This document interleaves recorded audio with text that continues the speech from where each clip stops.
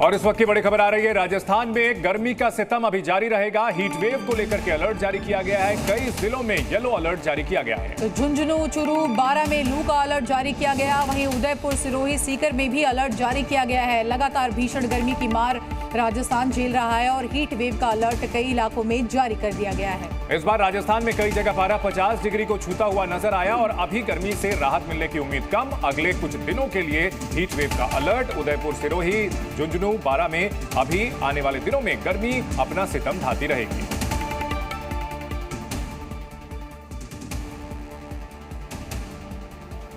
और चलिए बात करते हैं मुंबई की, जहां पर सुबह से ही तेज बारिश हो रही है। बारिश की वजह से तापमान में भी गिरावट आई है, जिससे लोगों को भीषण गर्मी से राहत मिली है। बीते कई दिनों से मुंबई में पारा बढ़ने से लोगों को परेशानी हो रही थी, लेकिन आज इस बारिश ने लोगों को बड़ी राहत दी है।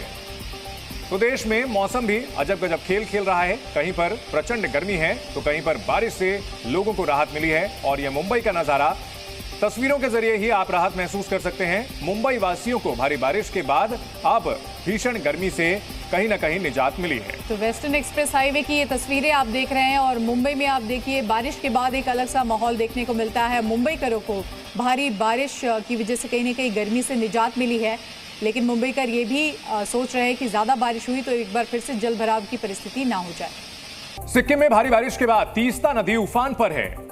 बिल्कुल, आपको बता दें यहाँ पर कई सड़कें बह गई है और नदी का तेज बहाव अब लोगों के घर तक पहुंच गया है।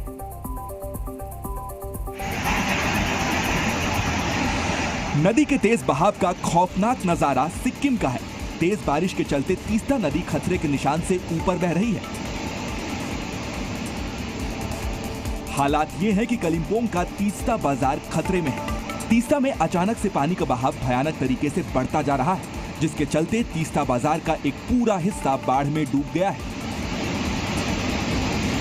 कलिम्पोंग से दार्जिलिंग जाने वाली सड़क पूरी तरह से बंद हो चुकी है। इलाके के लोगों को सुरक्षित स्थान में ले जाया जा रहा है।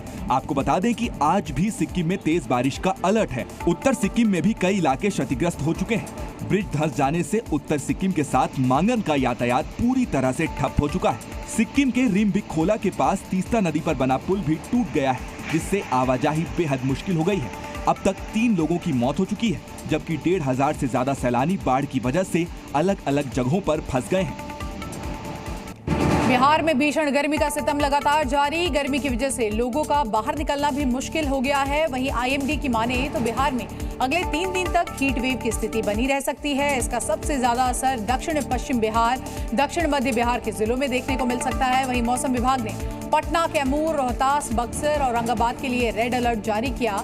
वहीं उसके आसपास के जिलों में ऑरेंज अलर्ट जारी कर दिया गया है।